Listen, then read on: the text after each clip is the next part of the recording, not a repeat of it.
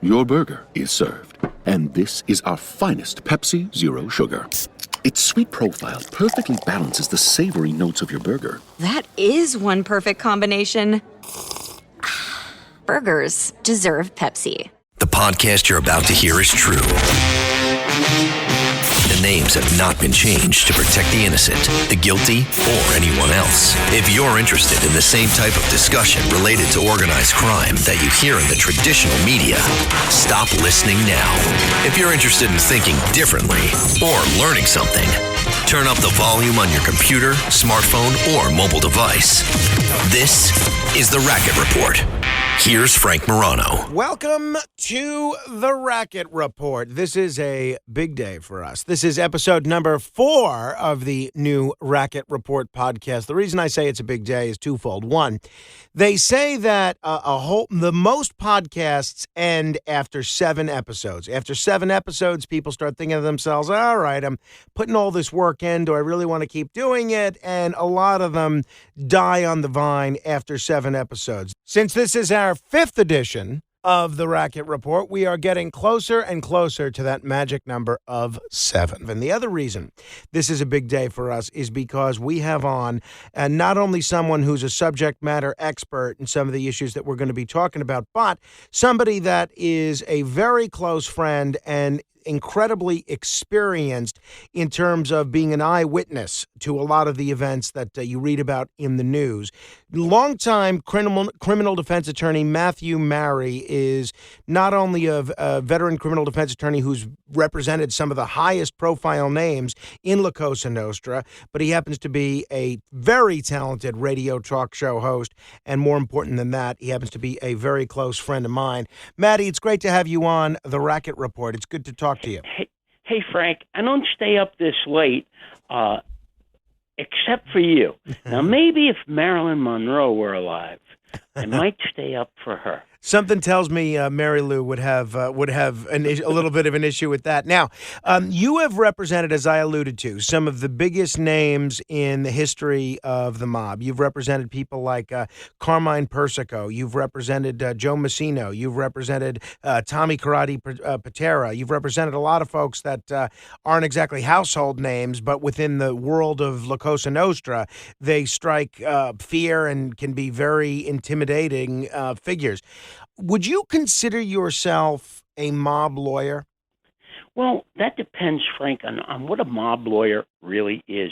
You know, if it means that I represent people in organized crime cases, yes. If it means I represent people in RICO cases, yes. And I don't really mind that terminology. Some people, however, kind of twist and turn that into being part of criminal activity or having a bad karma about you because you're a so-called mob lawyer. You know, you never see mob lawyers running for Congress or for the Senate or stuff like that, which, you know, I often take a look around at all the lawyers, the criminal defense lawyers in New York City who do great work representing terrorists and rapists and people who beat up old ladies and throw them onto train tracks. And all of those lawyers always praise, oh, what a great job they're doing for the poor. What a great job they're doing for the terrorists. But when you represent someone who's accused of being involved in organized crime, automatically a certain amount of darkness begins to surround you. In fact, even the government attorneys sometimes, not all, but sometimes, kind of make you feel uncomfortable.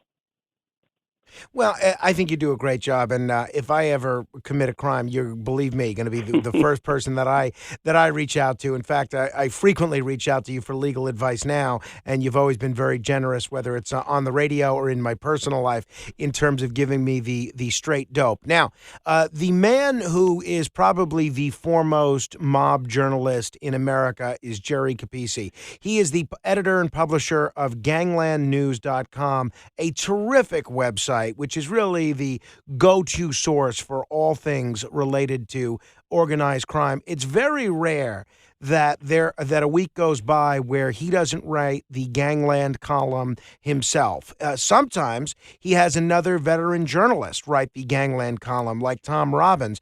But what happened this week is very unusual. He had a guest columnist, and that guest columnist happened to be you.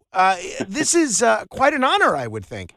I would say so, and I was kind of shocked when Jerry called me. I was wondering, nothing big is happening right now. I'm wondering, why is Jerry calling me?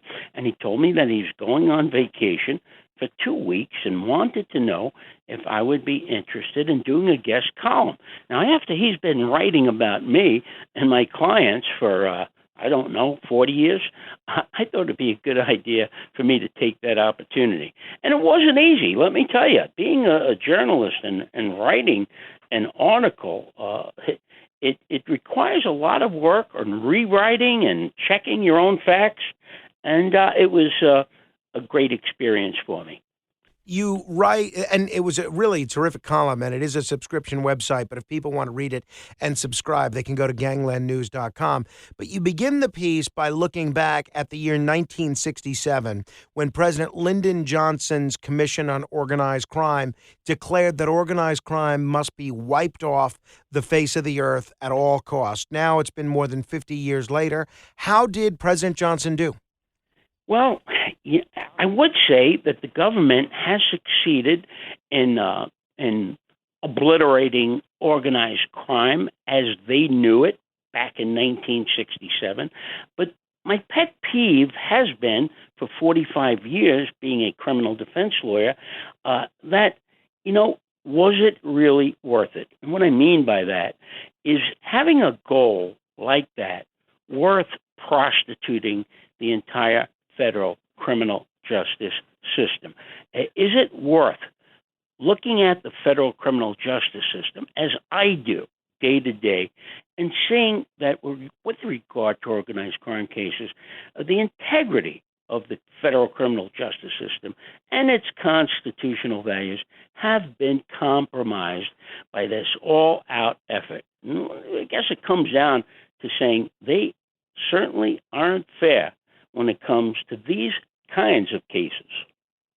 You write about a lot of the aspects over the course of the last 50 years that have been game changers. I don't think there's been a bigger game changer when it comes to prosecution of organized crime defendants than the RICO statute. As somebody that's been involved in more RICO trials than anybody that I know and managed to stay out of prison, I'm wondering if you can describe what exactly is the RICO statute, and why is that potentially such a problem when it comes to safeguarding civil liberties and protecting constitutional rights?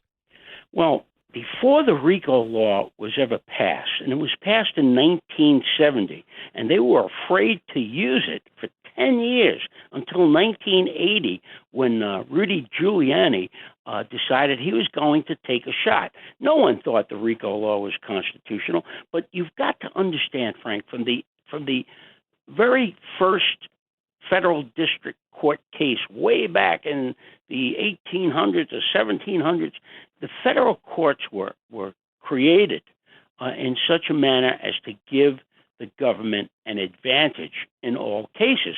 And the federal conspiracy laws allow the government to charge you with a crime for doing things that most ordinary people like yourself wouldn't even think is a crime. So they start off with the conspiracy laws that allow them to just put you in jail for not doing the crime, but conspiring to do the crime, just talking about the crime. And contact with someone who is doing a crime and having conversations with them might be enough to put you in the soup. But then in 1980, they started using this RICO law, and the RICO law allows the federal government to bring not one case at a time. Normally in state court, in every state, the prosecutors are allowed to bring one case at a time. For example, if you committed a bank robbery, that's one crime, that's one trial. If you committed murder, that's another crime. That's another trial. If you happen to be in the gambling business, that's another crime and another trial. But under the RICO laws, they're allowed to bring together as many crimes as the mind could imagine and roll them all into one case. And they're allowed, by law, to put you together with other defendants who've committed other crimes. And you might not even know them. And how do they do this? Because the RICO law allows them to do it if they can establish a criminal enterprise, to say that there's an ongoing organization involved, okay? And that's where your so-called crime families come in, the so-called mafia families. This enabled the government to just put so many people in jail for so long that it's an incredible distortion of what justice should be. Needless to say, it sounds like you don't believe the RICO statute is constitutional. I mean, Frank, how would you like to be on trial for like 6 different crimes and with 10 other defendants or 5 other defendants, some of whom are doing things that you're not even accused of? It's okay. It's legal. Now, how is a jury going to give you the benefit of the doubt when so many crimes are thrown into the soup? Your goose is cooked when you are charged with a RICO indictment.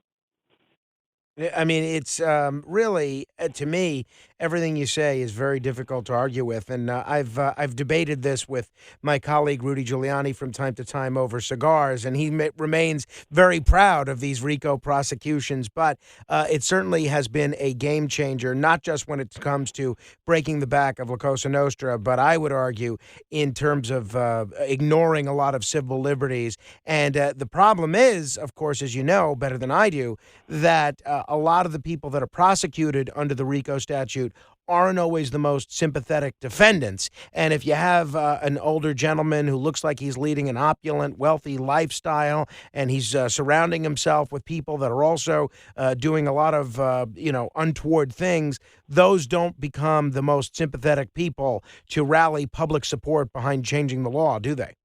No, absolutely not. And Frank, I know for a fact that you have, as a citizen and as a news person, attended many of these trials. And I think that you know a hell of a lot more than most ordinary people do. I mean, have you learned a lot just by going into court and seeing things that are extraordinary? Oh, no doubt about it. I mean, the one thing, and you touch upon this a little bit in your column, the one thing that was the biggest eye-opener for me in watching these trials is I was always under the impression as a child that law enforcement were the good guys and that the people that were arrested are the bad guys. And when you see how often prosecutors cheat and how often FBI agents, for instance, are deceptive, you realize that those gradations aren't exactly as black and white as you grow up thinking they are. But just to play devil's advocate, Matt, look, there are going to be those that say, okay, maybe RICO doesn't take the safeguards when it comes to the Bill of Rights that it should, but look at the result. They've been able to put a lot of really bad guys in prison, stop them from using their ill-gotten gains to pay for a high-priced defense attorney. Isn't that a net positive for the public that we get these guys off the streets? That's probably the greatest distortion ever, that the so-called organized crime defendants are the worst defendants in the criminal justice system. I mean, I think that you've broken bread with plenty of people who've been accused of being involved in organized crime and their families, and most of them are really quite nice and quite respectful of the people around them. Now, when we talk about all the murders that the so-called mafia is involved with, we mostly are talking about people killing themselves, like warfare, like all that kind of stuff. But I wonder if the public benefits so much by the criminal justice system being distorted. We talked about, growing up with certain ideas. I think all of us grew up thinking that when a crime is committed, the police or the FBI investigate the crime, they find and gather evidence, then they take the evidence to the district attorney or to the U.S. attorney, and then the U.S. attorney and the district attorney presents that to a grand jury, and then you have an arrest, and you have a case, and you have a trial. But that's not the way the organized crime cases go.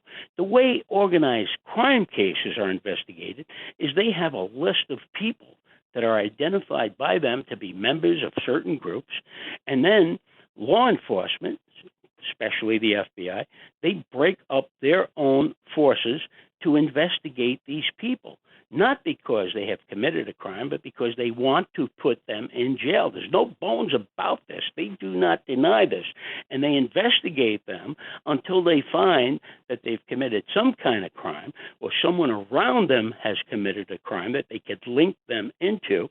And then after they're arrested, they're treated differently in court. It's always a kangaroo court in terms of how evidence is brought in on an organized crime case. And there's always rulings by the judges which keeps favorable evidence for the defendants out of the court system. And then when they go to appeal the cases, the appellate judges basically pay no attention to whatever issues you may have, where another kind of defendant would get the attention and respect of the court. When it comes to these organized crime cases, you're just dead in the water to start, and at every juncture of the proceeding, including your life in prison, you are treated differently.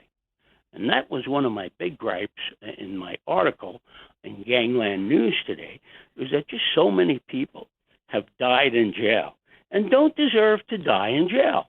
You know some of them. Oh, yeah. No, one of the people that you focus on and one of the people that you represented and one of the people that I know both in your column and, just when we've spoken privately, that you've been very, very vocal about how he was mistreated was Carmine Persico. He was the boss of the Colombo crime family, allegedly convicted for being the boss of the Colombo crime family. He spent the last 35, 40 years of his life in prison. The government alleged, and a jury went along with, the fact that he committed some really horrible crimes. Why was it unjust that he ended up dying in prison? Because, Frank, he didn't commit any really horrible crimes. I guess you've heard of the commission case, and your buddy, Rudy Giuliani, struts up and down for the last, 30 years, talking about the commission case and how great it was.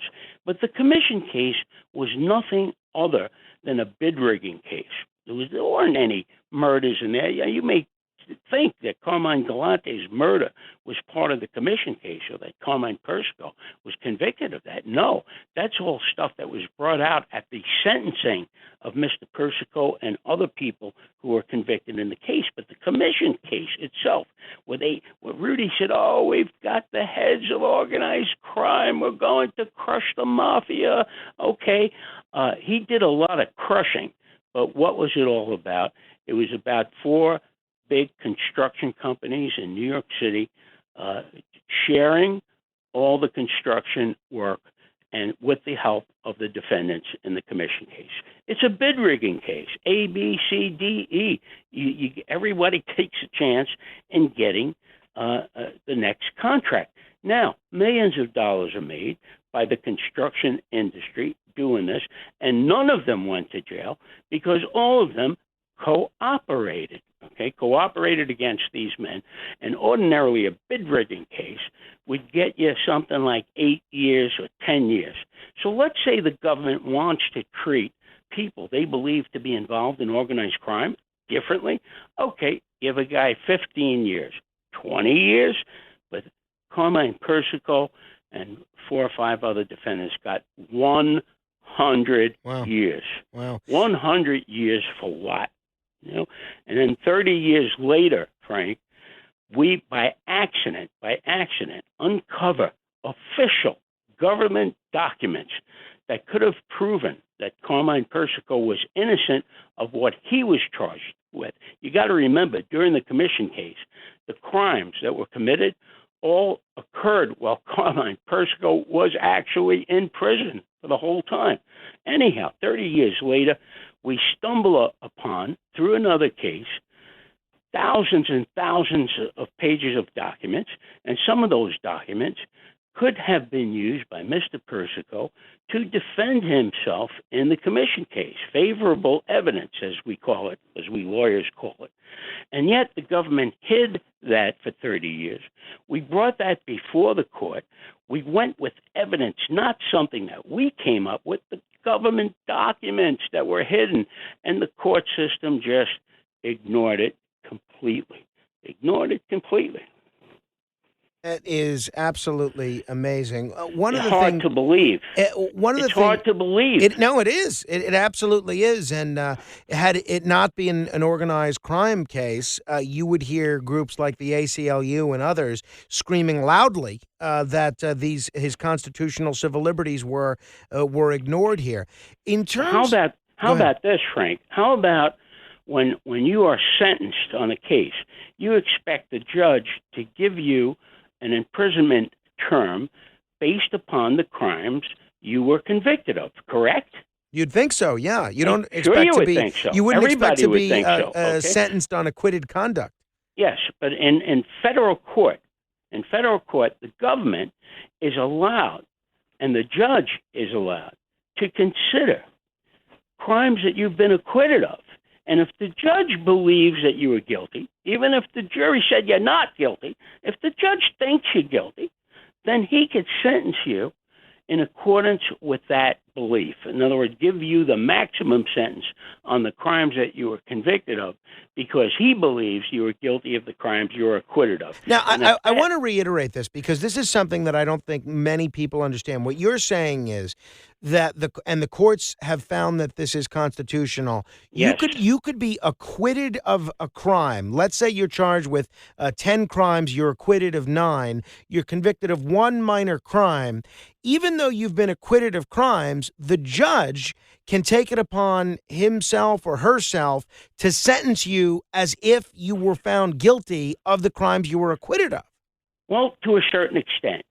You can be given the maximum sentence on the crimes you were convicted of, which you ordinarily wouldn't get if the judge decides that he or she believes you are guilty of the crimes you are acquitted of. And Frank, if that weren't bad enough, the government is allowed, and they do it in every case, to bring up things, to bring up crimes that you have not been convicted of, that you have not been indicted for, that you have not been charged with. The government can bring up crimes that they believe you may have committed, and a judge is authorized by law to consider that if he or she wants to. And I'll give you a perfect example of Carmine Persico again. He wasn't convicted of being part of the murder of Carmine Galante, but the government brought up the issue of Carmine Galante, and the government said that there was a commission meeting to decide if Carmine Galante would live or die. The government said Mr. Persico voted that he should not die, and the judge ruled that because of that, because this so-called commission, according to Judge Owen, Richard Owen, because this commission had that power, he said, I'm going to give you guys 100 years. Mr. Persico, I'm going to give you 100 years because you participated in this kind of decision-making about whether people should live or die. And then 30 years later, Frank, you know who Joe Massino is, right? He used to be my client a long time ago before he decided to be a government cooperator. But when he started cooperating with the government, he was able to give information to the government that no such thing ever occurred, that there never was any so-called commission meeting about Carmine Galante, that the murder of Carmine Galante was an internal affair, which Mr. Massino was very much involved in. And so here we are, 30 years later, we bring that fact up to a judge, right? Mr. Persico is languishing in jail, getting older, in his 80s at that point. We bring this up that a government informant, a superstar government informant, is saying that the facts that the government presented, Mr. Persico's sentence, were not true. They're incorrect completely. What does the court do? Nothing at all. It really is remarkable that a government witness who federal prosecutors used to put people in prison and who they say is credible enough for them to put up there as a witness and ask the jury to believe, when he has evidence that is going to get people out of prison, that's information that they choose to ignore.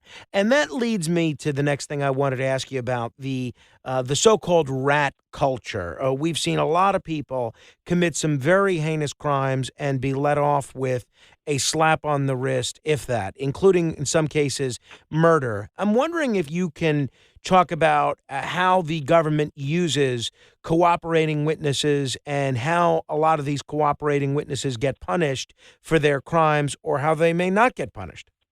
Without the rat system, I call it the rat system, without it, the government would get barely any convictions at all, in spite of all the tools of power at their disposal.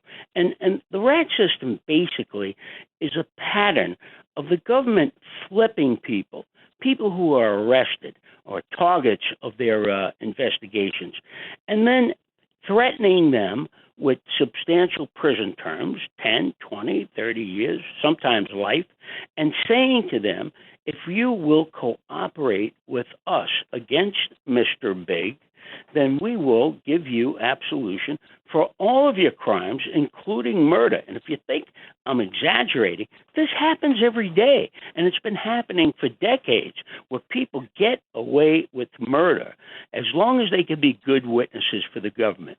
And their lack of credibility, and every time they screw up on the stand, and every time a defense lawyer brings things out that shows that they're not credible, the courts simply ignore it.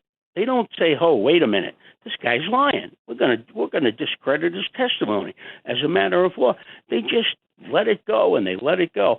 And what do? It never ends. They could spend $1 million trying to convict Joe Massino, okay? And finally they do. And in order to do that, they had 8 members of so-called organized crime syndicate that they said he was involved in. They gave all these people a free pass to testify against him. And then when they convict Joe Massino, who they say is the boss of the so-called Bonanno family, they convict him. Then they give him a free pass later on if he becomes a government informant. And so he testified against Vinny Bassiano, someone who is like a son to him, in order to get out of jail. Imagine this. The best pasta sauce you have ever tasted sits abandoned on a plate. Wasted sauce. That is a tragedy. If only you had used Barilla al Bronzo pasta. Its bronze-cut texture holds your sauce and scoops up every last drop. The Italians call that scarpetta. Capture sauce the Italian way. Barilla al Bronzo. Click or tap the banner to find out more. I saw that testimony of Joe Massino at the Vinnie Gorgeous Bassiano trial, and I found it very interesting for a number of reasons. And I think that as far as a lot of these witnesses go, Massino was actually, I don't know if he was a compelling witness. He was certainly a very entertaining witness. And he told a story about how when he was a captain with the Bonanno crime family, he spent a long time, years, I believe, on the lam in the Poconos in hiding. And he described a situation where his attorney was brought to him to negotiate his surrender. Now, even the attorney didn't know the whereabouts, supposedly, of where Massino was. And Massino testified in federal court that the attorney was blindfolded so that he wouldn't know where Massino was. Now, you indicated that Massino, many years ago, was a client of yours. Were you that attorney that was blindfolded? No, I was not. That was a long time before Joe Massino and I had a professional relationship and a personal relationship. I actually liked Joe Massino very much. I often had dinner with him and his wife, and I found him to be a very personable and highly intelligent individual. I had known him and years passed, but never got to know him well until around 1991. And I spent a good 10 years, talking to him often about his continuing legal problems. And believe me, he thought he had it all covered. He thought he, wasn't doing anything that they could ever convict him of. But, once they start arresting all the people around you who have done some pretty nasty things, and those people start testifying against you, you're dead. Were you surprised, given your relationship with Messino and given the fact that he was a boss, were you surprised at Messino's decision to cooperate? Yes, I was. Was it all about the death penalty? I spoke with Tony DiStefano last week, who wrote a book about Joe Messino. He said that he believed that the only reason that he did this was because he was afraid of the death penalty. Do you believe that's the case? No, I don't. And the reason is that in a subsequent case, not Vinny Bassiano's case, in another case where Jerry McMahon and I were co-counsel, he was questioned about that by Jerry and asked, why did you become an informant after all these years? Was it because you were afraid of the death penalty? And he said that he wasn't afraid of the death penalty at all, but he was fearful that the government had seized every penny that he had, which was quite substantial, and that his wife and his mother would go from being millionaires to being out on the street. And it was all about money. That is pretty interesting and pretty sad. Speaking of the death penalty, you represented Tommy Karate Patera in a federal death penalty case. And I think the old saying goes that when it comes to death penalty cases, if at the end of them your client is still alive, you're a winner and he's a winner. Talk to me about that experience. That's something, we live in an era where now most lawyers don't even know what it's like to try cases because so few cases even go to trial, let alone a federal death penalty case. What was that like? First of all, explain to the audience who Tommy Karate was or alleged to have been, and what was that experience like representing him in that case? Well, that was back. Tommy Patera, also known as Tommy Karate, was someone that I had known prior to representing him. In fact, I knew his father, who was a bartender and who worked in a candy factory. A totally legitimate guy was Tommy's dad. And I knew Tommy's dad, and that's how I met Tommy originally. And Tommy and I kind of became friends. We knew each other well. And he had never gotten arrested for anything up until the time that they arrested him. I believe it was June 3rd, 1990. At that point in time, I had been a lawyer for 15 years then. I've been a lawyer now for 45 years. And I was a young man, and it was a serious case. Let me tell you, they charged Tommy with 9 separate murders, plus an abundance of drug charges, an abundance of weapons. I mean, more weapons than anyone could ever see unless you're on a battlefield, in wartime. Tommy, from his house and from his bar and from his partner's house, they just see so many weapons. It was incredible. So it was a case where he was facing 30 years just because of silencers that were found in his house. They found machine guns that he could get 30 years for. So it seemed to be an insurmountable task at the beginning. No plea bargaining in that case, but I had a lot of help on that case. I had a lawyer by the name of David Runke. After they seized all of Tommy's assets, the government loves to do that.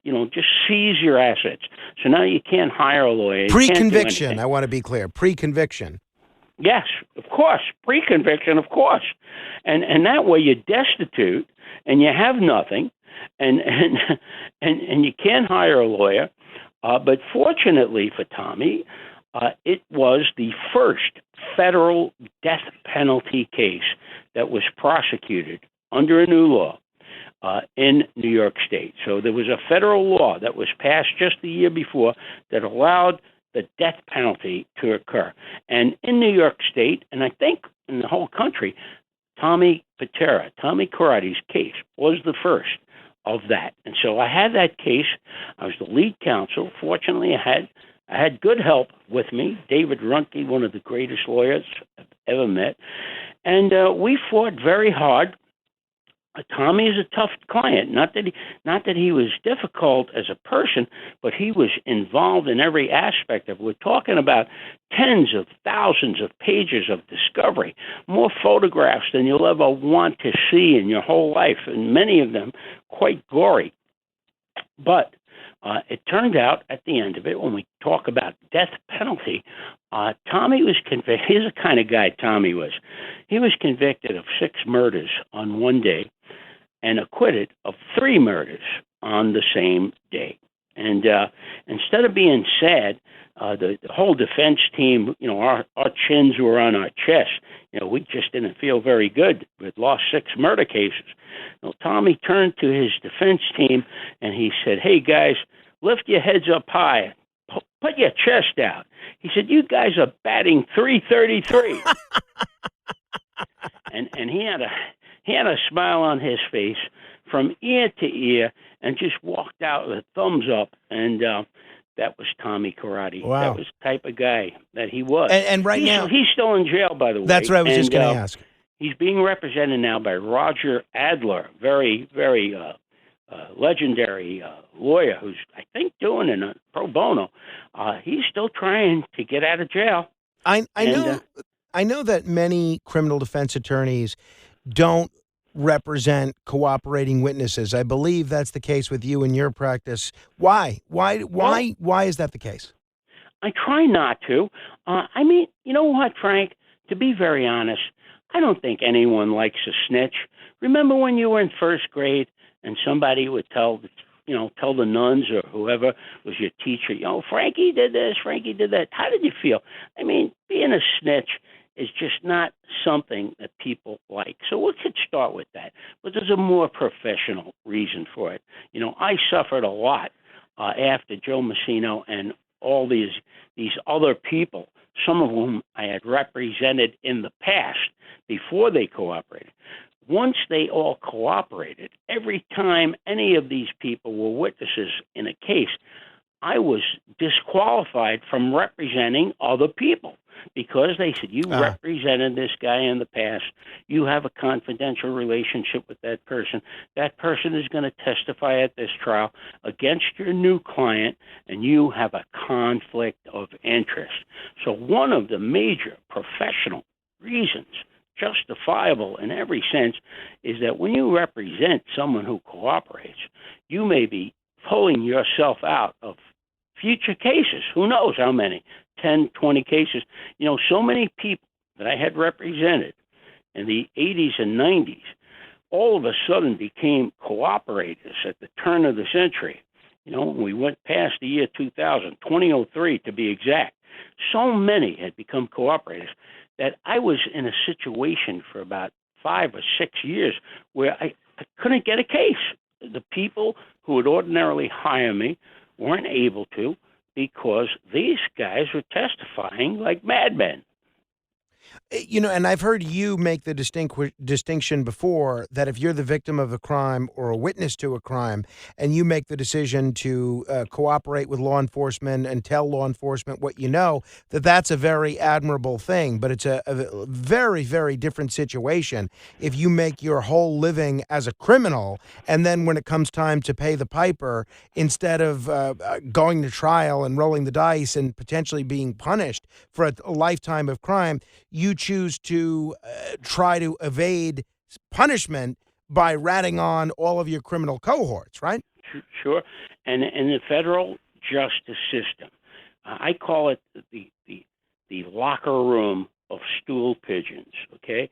And the government has so many of these people who have cooperated with them who are always available to the government, and it's like a never-ending obligation on their part.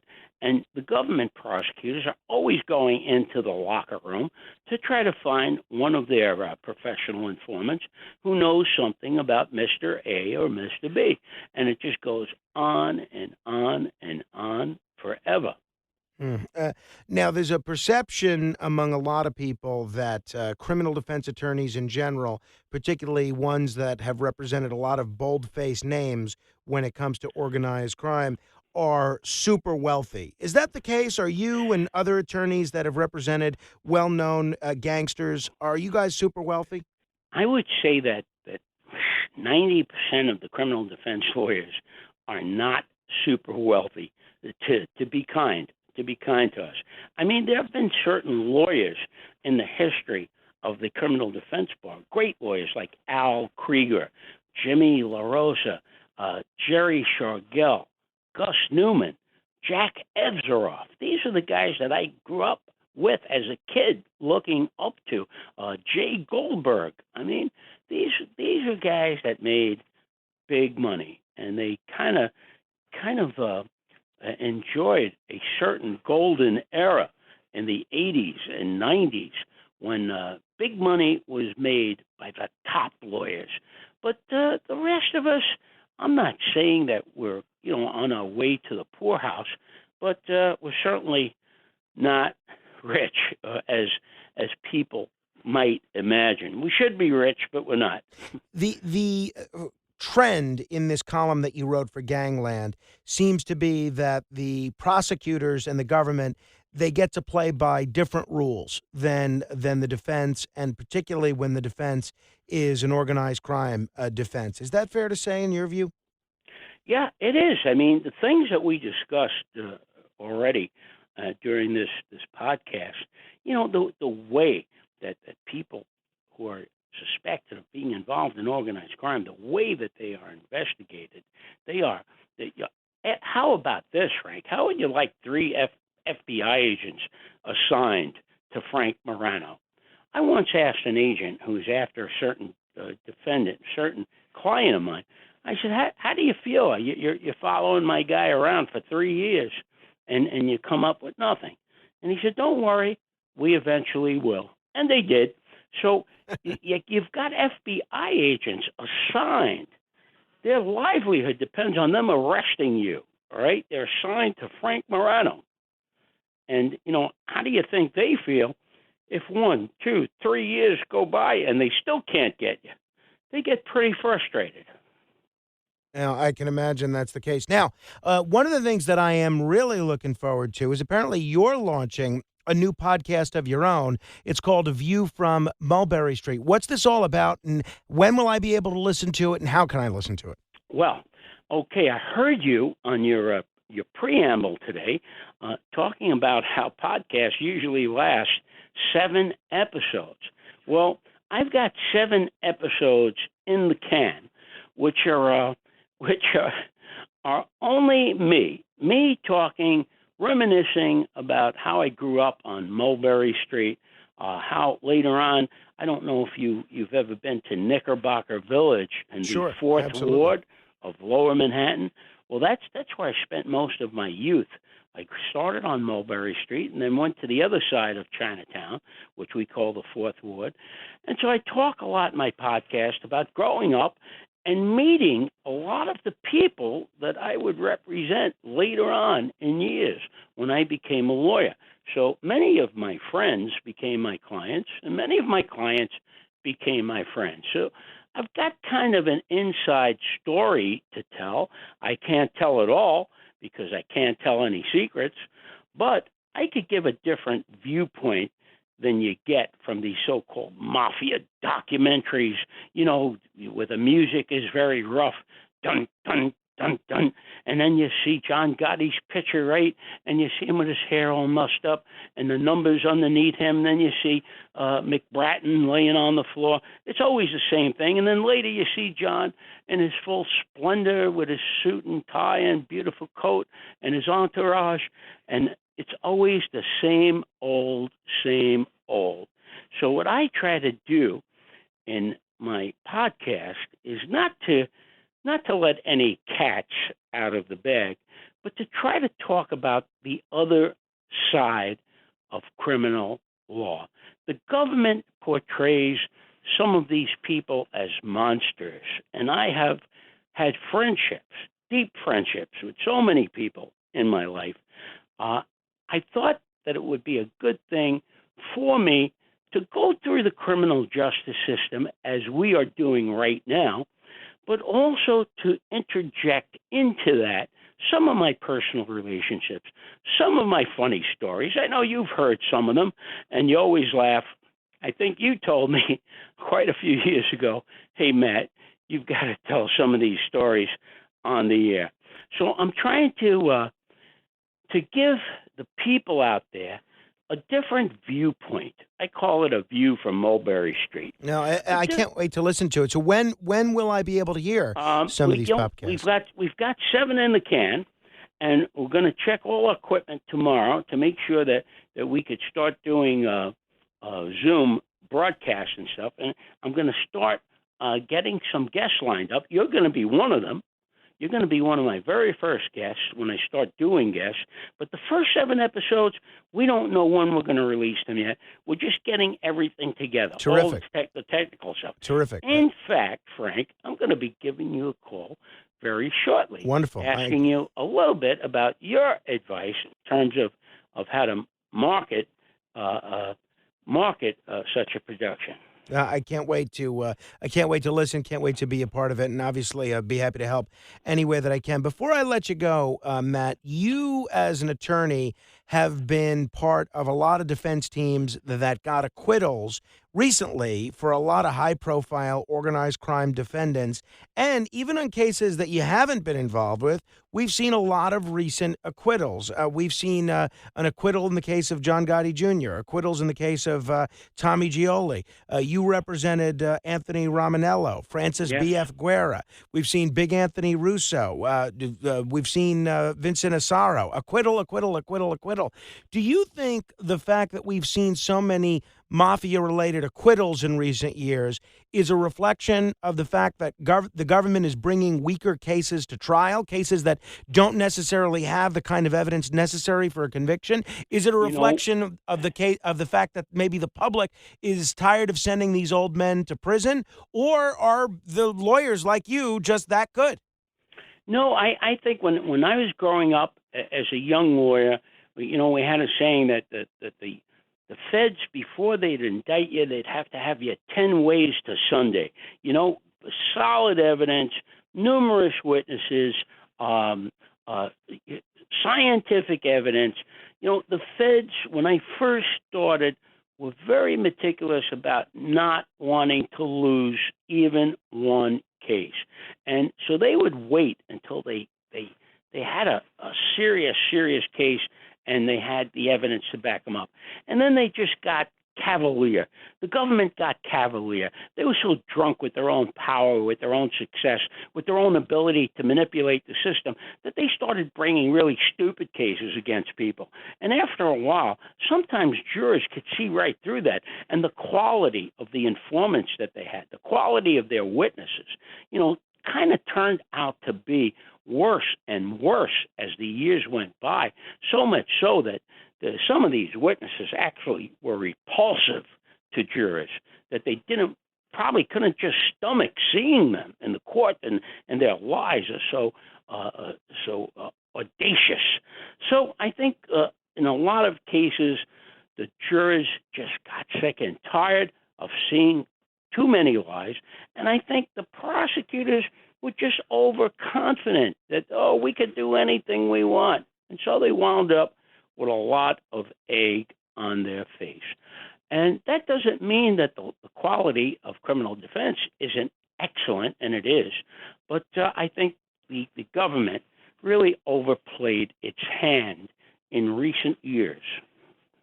What is the mafia like today? Does the mafia exist in a manner that we would be familiar with in the 60s, the 70s, even the 80s, or is it unrecognizable today? I think, Frank, what you read about, what you've read about since you're a little kid, and the documentaries you've seen, and the historical figures of great magnitude that you've seen in the life you describe, no, that don't exist anymore. And I think that the government is kind of wasting a lot of time when we've got so much crime in this country. and so many threats to the United States of America from outside this country, you would think that the FBI could find better things to do than to watch social clubs where no one goes anymore. Yeah, you would. And I'll end with this, and you've been very generous with your time, and I can't wait to encourage people to listen to A View from Mulberry Street once that podcast is available. But if you were to pick an organized crime-related motion picture, you alluded to the unrealistic nature of a lot of depictions of the mob in movies. If you were to pick the most realistic mob movie you've ever seen, what would it be? The most realistic. I have to say, and I can't say I enjoyed it, but when I watched the movie Mean Streets with Robert De Niro and Harvey Keitel, it kind of reminded me of Mulberry Street when I was growing up down there and on the Lower East Side. I think that movie was probably the closest thing to real life that I have seen. That is a fine film, and you're a fine gentleman and a fine attorney. Matty Mary, I very much appreciate the time. I'll look forward to our next conversation. I'll look forward even more to our next social interaction. Okay. Thank you, Frank. Thank you. The great Mathew Mary. You can hear him regularly on WVOX Radio. Does a terrific show out there. Comments on not just criminal justice issues, but politics and the world at large. Knows as much about the New York Yankees as he does about the New York Penal Code. And his knowledge of both is substantial. He's certainly one of my favorite people and one of my favorite radio talk show hosts. I only wish he was on this station. Hey, this has been a lot of fun. I appreciate you tuning in. If you like what you heard here, please make sure you subscribe. Give us a 5-star review on whatever your podcast app of choice is. If you enjoyed this podcast, please share it with a friend. Encourage them to subscribe. And until the next time we meet in cyberspace, I'll see you on the radio.